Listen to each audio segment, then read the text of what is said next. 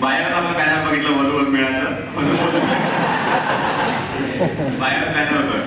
माझा मित्र मला बोलला मी रजिस्टर करू का म्हणे. ठीक आहे, पर्सनल सोडून आपण जे काही आज बोलणार आहोत ते आपलं फक्त फ्युचर स्किल्स बद्दल बोलणार आहोत आणि एज्युकेशन बद्दल बोलणार आहोत. About education. जे विद्यार्थी आज IT क्षेत्रात काम करतायत किंवा बॅचलर झाल्यावरच कामाला लागलेले आहेत पण त्यांचा स्कोप वाढत नाहीये, फायनान्शियली इंडिपेंडेंट होऊ शकत नाहीये, मग त्यांच्यासाठी आपण कसं आपण फर्दर एज्युकेशनसाठी प्लॅन करू शकतो अबाउट मध्ये, हे आपण याच्यावर पण बोलणार आहोत. कसं आपण जे विद्यार्थी भारतात जॉब करतायत त्यांच्या कोणी कधी फॉरेनला गेलेला आहे तो कसा गेलेला आहे, काय गेलेला आहे, या सगळ्या गोष्टी आपण डिस्कस करणार आहोत. बिझनेसमध्ये जे विद्यार्थी बिझनेस करतात त्यांना कसं आपण बिझनेसमध्ये आपल्या कम्युनिटीच्या मार्फत, माझे कॉन्टॅक्ट आहेत, माझे नेटवर्क्स आहेत बऱ्यापैकी देशांमध्ये, बुद्धिस्ट कम्युनिटी आहे, बुद्धिस्ट ऑन्टरप्रिनर असोसिएशन आहे. आता तळेगाव दाभाडेला पण एक आय थिंक प्रोग्राम होता, बुद्धिस्ट बिझनेस असोसिएशनने ऑर्गनाईज केला होता. बुद्धिस्ट नेटवर्क म्हणून आहे सोकॉल्ड, कुठलं तरी आहे ते मार्फत. या नेटवर्कच्या माध्यमातून कसं आपला जे इथे विद्यार्थी आलेले जे बिझनेस करतायत त्यांना फायदा होऊ शकतो. मला मॅसेज केले की माझे सॉफ्टवेअरचं डेव्हलपरचं माझं काम आहे, म्हणे माझं वेंचर आहे, म्हणे मी कन्सल्टंट करतो. प्रत्येक व्यक्ती आज उपस्थित आहे त्याच्याकडून कसं तुम्हाला फायदा होईल. काही कोर्स असतात नाही का, सीटाचे असतात, सॉफ्टवेअरचे असतात, इंजिनिअरिंगचे कोर्स असतात, ब्युटीचे कोर्स असतात. मुलींनी पण मला मॅसेज केला बरोबर की मी मेहंदी करते, मी फॅशन केलेले, माझ्यासाठी काही स्कोप आहे का. मी म्हणतो इथे या, इथे बोला. जोपर्यंत आपण कम्युनिटीमध्ये बोलत नाही तोपर्यंत आपल्याला कळणार नाही की आपल्याकडे काय आहे, फक्त आपण रडत बसायचं नाही. म्हणून या मीटअपमध्ये हे ऑब्जेक्टिव्ह आहे. आता मी माझ्याबद्दल सांगतो. आता माझं नाव तुम्हाला सगळ्यांना माहिती आहे आणि त्याच्या आधी मी तुमचं खूप थँकफुल करतो. मी रिअली तुमचं खूप थँकफुल आहे. खूप म्हणजे माझं तुम्ही थँक्यू एक्सेप्ट करा की ज्या वेळेस माझ्यासोबत जे घडलं हे तुम्हाला प्रत्येकाला माहिती आहे. त्यावेळेस तुम्ही मला सपोर्ट केला त्याबद्दल मी आज पुन्हा तुमचं थँक्यू करतो, धन्यवाद करतो. माझं एज्युकेशन झालेलं आहे हॉस्टेलला. लहानपणापासून ते मी 12वी पर्यंत हॉस्टेलला होतो. हॉस्टेल सोडल्यानंतर मी गेलो मॉडर्न कॉलेजला. आता माझा नंबर लागला मॉडर्न कॉलेजला. मॉडर्न कॉलेजमध्ये माझं एज्युकेशन झालेलं आहे BBA मार्केटिंग. माझं स्पेशलायझेशन होतं मार्केटिंग आणि ऑन्टरप्रिनरशिप डेव्हलपमेंट, म्हणजे धंद्याविषयी कसं आपण वाढवू शकतो त्याला म्हणतो ऑन्टरप्रिनरशिप डेव्हलपमेंट. माझं बॅचलर झालं modern college of art science commerce जे आहे शिवाजीनगरला. ती कॉलेज आज बऱ्यापैकी लोकांना माहिती पडलेली की ते कॉलेज मी काय केलेली, कशी कॉलेज आहे. मी तसं ऐकल्यामध्ये की त्यांचं त्याच्या चेअरमन आहेत त्या आज पर्यंत आणि मी आता काल असं काही लोकांशी बोललो तर मला कळलं की बऱ्यापैकी आपल्या विद्यार्थ्यांनी तिथे ऍडमिशन घेणं बंद केलं. ठीक आहे, तर मी माझं बॅचलर्स कम्प्लीट केलं. आता बॅचलर्स करत असताना मी काही बिझनेस पण केले. मी बऱ्याच ठिकाणी माझे स्टुडंट्स जॉब करत होते, त्या ठिकाणी आम्ही प्लॅन करायचो की आता पुढे काय. पण जो बॅचलर्स केल्यानंतर जे जॉब भेटत होते ते मला योग्य वाटत नव्हते. आज जर आपण 26 मध्ये बघितलं तर ते मला तेवढं फायनान्शियली कॅपेबल वाटत नव्हते. म्हणून मी प्लॅन केला की मास्टर्स करायचं. आता मास्टर्स कुठे करायचं इंडियात, तर मला कळलं की इंडियन एज्युकेशन सिस्टम आता ठप्प झालेली आहे. बऱ्यापैकी आता आपल्याला विद्यार्थी मास्टर झालेले, डबल मास्टर झालेले, PGDM झालेले विद्यार्थ्यांना आज जॉब नाही. इंजिनियर्सला 6 वर्षाच्या इंजिनिअरिंगला 4 वर्षाच्या इंजिनिअरिंगला मुलं 8-8 वर्ष लावता येते. हे मला कळलं म्हणून मी ठरवलं की परदेशात शिकायला जायचं. आता ज्यावेळेस मी परदेशात गेलो मला कोणीच माहित नव्हतं की माझ्या कम्युनिटीचा कोणता विद्यार्थी परदेशात आहे. कारण कोणी व्हिडिओ नाही बनवायचं, कोणी कोणाला नंबर द्यायचा नाही, कोणी कोणाला ईमेल द्यायचा नाही, कोणी कोणाला रिप्लाय सुद्धा नाही करायचं. फक्त इंस्टावरती व्हिडिओ बनवायचे की पाटली बैलगाडी आज आमच्या वर्षाने चाललो टायफॉइड घालून व्हिडिओ बनवायचे पण रिप्लाय नाही करायचे कोणाला. नाही, ही रियालिटी हो, ही रियालिटी आहे ज्याच्यामध्ये बोलत नाही. बस मग बाबासाहेबांनी दिले कुठं लग्नाला उतरताना व्हिडिओ, मग काहीतरी स्वयंपाक बनवताना व्हिडिओ, पण आउटपुट काय नव्हतं आपल्या समाजासाठी. मला कोणी रिप्लाय नाही केले, कोणीच नाही, लिटरली नो वन, कोणीच नाही. माझे प्रत्येक कम्युनिटी मधले मित्र आहेत माझे, कोणीच मला रिप्लाय नाही केला. पण मी ठरवलं की आता जर मला रिप्लाय नाही केला ना मी सगळ्यांना करेन.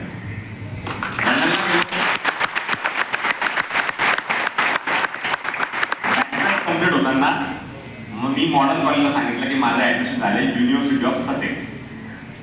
आता युनिव्हर्सिटी ऑफ ससेक्स ही जगातली टॉप विद्यापीठ आहे. त्या विद्यापीठात शिकले PK मिश्रा, नरेंद्र मोदीचे पर्सनल ऍडवायझर जे आहेत 2001 पासून, जेव्हापासून मोदी मुख्यमंत्री होते तेव्हापासून ते आतापर्यंत PK मिश्रा हे PMO म्हणजे प्राईम मिनिस्टर ऑफ इंडियाचे पर्सनल ऍडवायझर ते त्या विद्यापीठातून पासआउट झालेले.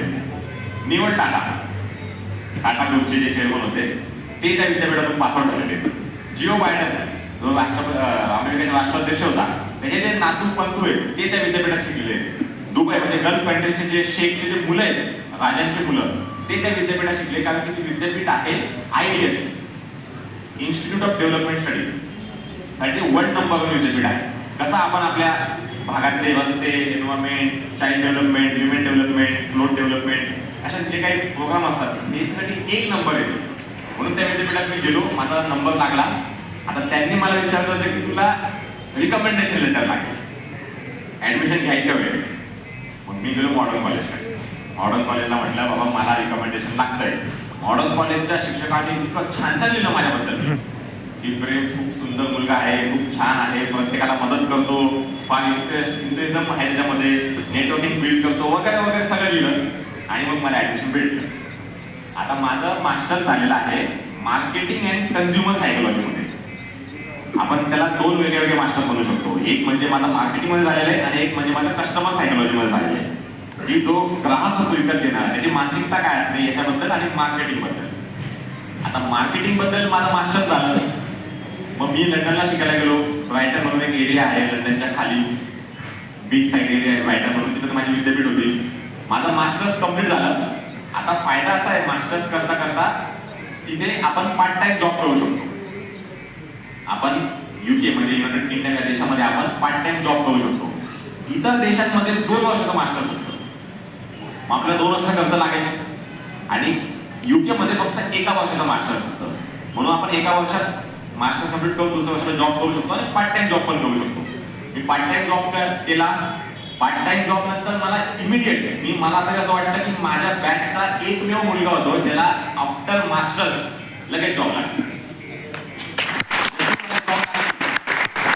आणि मी ज्यावेळेस जॉब करत असताना मी ना मित्रांनो स्मार्ट गेम खेळायचा प्रयत्न करतो. जिथे मुलं 12 पाऊण तास, लंडनला म्हणजे परदेशामध्ये ना तासावर पगार असतो.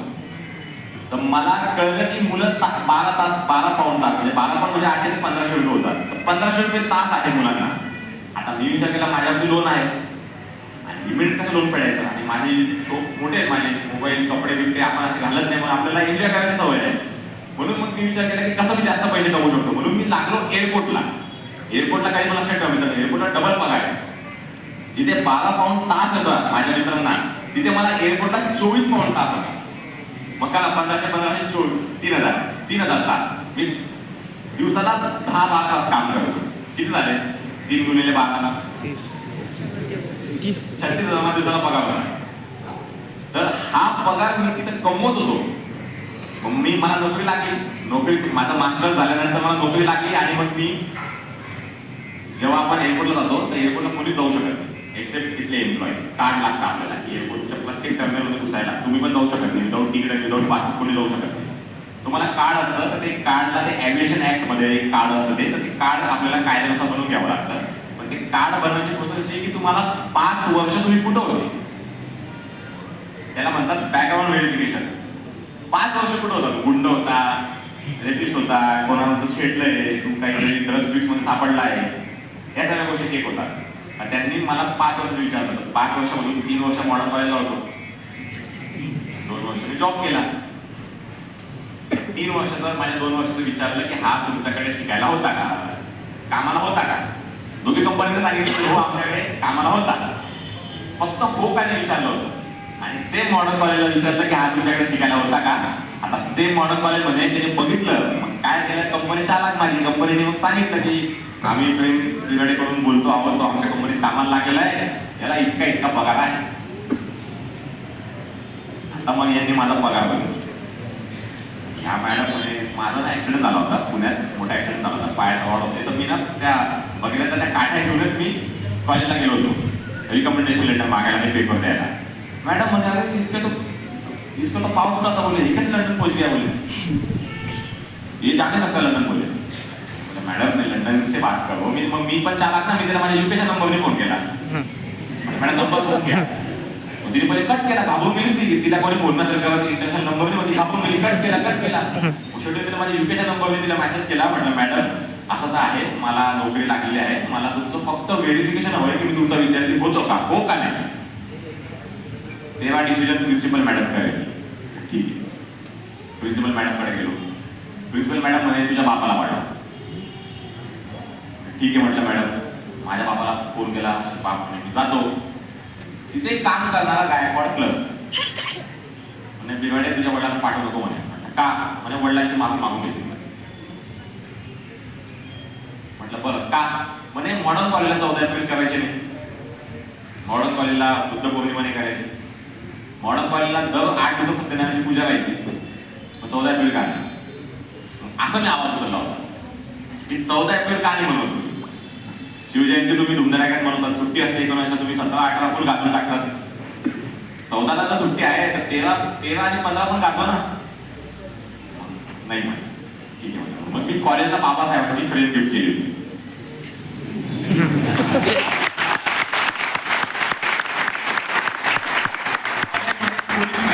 आमच्या 7:30 कॅबिन मध्ये फुले शिव फुले शाहू आंबेडकर नाही, तिथं सगळ्या देवी. ठीक आहे म्हटलं, सगळे बाबा लोक. दर 8 दिवसांनी शाळेत पूजा व्हायची. मी बोललो होतो जसं एक कन्सर्न माझा व्यक्त केला होता की मॅडम का असं शिव फुले शाहू आंबेडकर का नाही तुमच्या, म्हणजे आमच्या त्या मेन मॉडलला आहे त्यांचे ते मेन कॅम्पस. एक बोटे तिथं घर आहे त्या तिथे म्हणे आणि एक बोटेच्या घरी म्हणे. ठीक आहे म्हटलं, घरी जातो आता. मग मला बोलले की तुझा निर्णय मॅडम घेते. मग मॅडम माझा निर्णय घेतला, तुझ्या बापाला पाठव. माझा बाप म्हणे मी तयार होतो. मग मी माझं गाव आहे नंदुरबार, शादा. नंदुरबार मी गाडी पकडतो, रात्री बसतो, सकाळी पुण्यात उतरतो, जातो कॉलेजला. मॅडम माफी मागून घेतो की द्या मॅडम माझ्या मुलाचा जीवाचा प्रश्न आहे, द्या लोन आहे एवढा आमच्यावरती. हे दोन्ही उपाय आहे. मॅडमने पुन्हा विनंती केली, म्हटलं मॅडम बघा मी जेवढा साधा आहे तेवढा तुम्हाला दिसत, जेवढा साधा दिसतो म्हटलं चेहऱ्याने हसत असतो मी कायम, एवढा चांगला नाही म्हटलं मॅडम. मी तुमच्या कॉलेजच्या बाहेर निघणं बंद करून टाकेल, तुमच्या घराच्या बाहेर निघणं मी बंद करून टाकेल. कारण की आपले काय कसं बोललं आपले लोक डेंजर. मग मॅडम म्हणे जो करणार करलो. आता मॅडम मी कोण बोलते लॉलीला जी बँगलोरून आली ती मला म्हणते जो करणार करलो. मग सर देसाई मॅडम नावातच समजलं ना देशमुख सर, एक कोटी मॅडम, लोक पेटले आपली. मग मी तरी एक व्हिडिओ बनवली, म्हटलं माझ्यासोबत असं घडलेलं आहे, मी विनंती करतो त्यांनी मला द्यायचं पण नाही दिलं. मग दुसऱ्या दिवशी मला आयडी कार्ड द्यायला बोललो. मग मी कंपनीत काम केलं होतं 8 दिवस, 8.5 दिवस काम केलं होतं कंपनीत. आणि जसा यांचा मेल गेला की हा विद्यार्थी आमचा नाही, ही इज फ्रॉड. मला मस्त आमचे बॉन्सर्स गनमॅन आले, काहीच नाही करत. त्याच्याकडे कॅमेरा असतो सगळीकडे, इथं कॅमेरा असतो, इथं कॅमेरा असतो. त्यांना मला म्हणे तू खोटं बोललाय, तू नाही घेतो. बाईकच मला कंपनीच्या बाहेर हाकललं. मला म्हणे तू आयडी कार्ड जमा कर. हा म्हटलं. मग मी व्हिडिओ बनवले आणि त्या व्हिडिओला तुम्ही सगळ्यांनी सपोर्ट केला आणि आता आपण जिंकलो. आपण त्यांना हात मला होता कानाखाली मारले.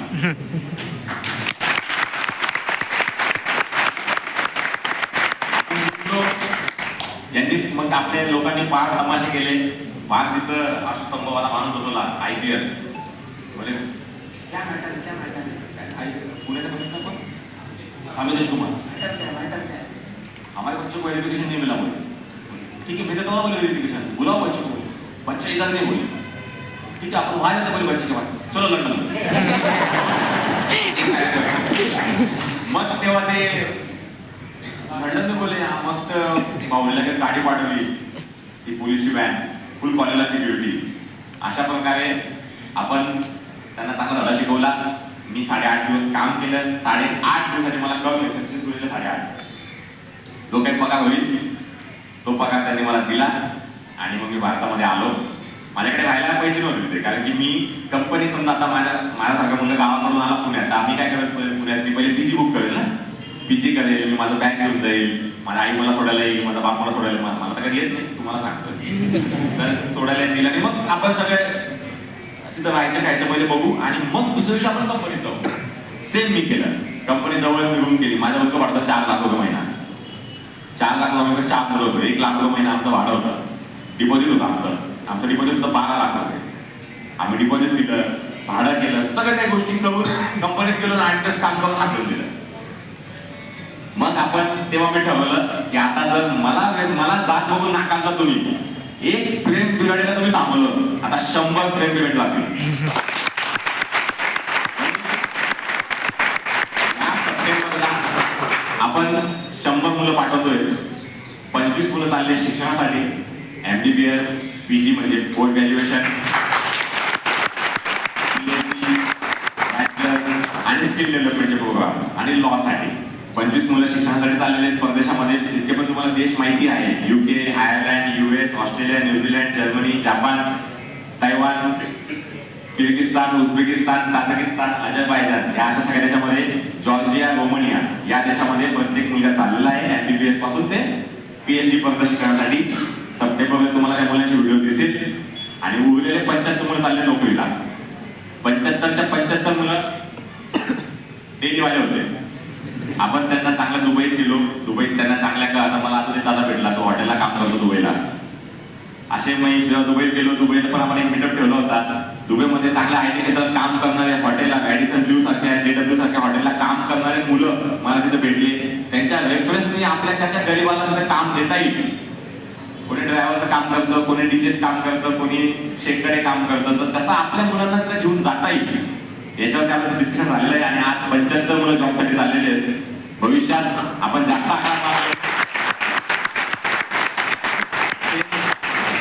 IT क्षेत्रात पण काम करणाऱ्या मुलांना कसं त्यांच्याकडून आपल्या विद्यार्थ्यांना मार्गदर्शन भेटू शकतं या संदर्भात आपण काम चालू आहे. भारतामध्ये आल्यानंतर मी पहिले दलाई लामांकडे गेलो. दलाई लामांचे आशीर्वाद घेतले. मग सगळ्यांना भेटत भेटत मी घरी आलो. आणि फक्त त्यानंतर मी घरी गेलो आय थिंक नोव्हेंबरमध्ये. त्यानंतर आजपर्यंत घरी नाही गेलो. कामच चालू आहे माझे. विद्यार्थ्यांनी माझ्यावरती भरोसा ठेवला, ट्रस्ट केला. आपण विद्यार्थ्यांची कामं करतो आहोत. माझं पण जॉब चालू आहे. मी पण रिसर्चचं काम करतोय. वेगळ्या फील्डमध्ये माझ्याकडे लोक आहेत, नेटवर्क आहेत. आणि आपला नेटवर्क कनेक्ट करून देणं. आपला विद्यार्थी एजंटकडे जातो, एजंटकडून ऍडमिशन करतो. एजंट भरमसाठ 3-4 लाख रुपये घेतो. आणि मग नंतर तू कोण मी कोण. म्हणून आपण अशी एक चेन तयार केलेली आहे की ज्या चेनमध्ये जर विद्यार्थ्याला लंडनला ऍडमिशन करायचं आहे तर डायरेक्ट लंडनचा विद्यार्थ्याशी कॉन्टॅक्ट करेल. त्याला cheap accommodation, cheap flight ticket, student ID कार्डवर काय काय डिस्काउंट घेऊ शकतो, कुठे राहू शकतो, काय खाऊ शकतो आणि कोणत्या विद्यापीठात चांगलं बजेट फ्रेंडली ऍडमिशन घेऊ शकतो, या सगळ्या नेटवर्कच्या माध्यमातून आपलं काम चालू आहे. प्रत्येक विद्यार्थी आज उभा राहिलेला आहे. तुम्हालाही तुमच्याकडे कोणालाही मास्टर्ससाठी किंवा जॉबसाठी किंवा कुठे तुम्हाला जायचं असेल मला कॉन्टॅक्ट करू शकतात. या सर्व गोष्टी फक्त pay back to society. Collapse pay back.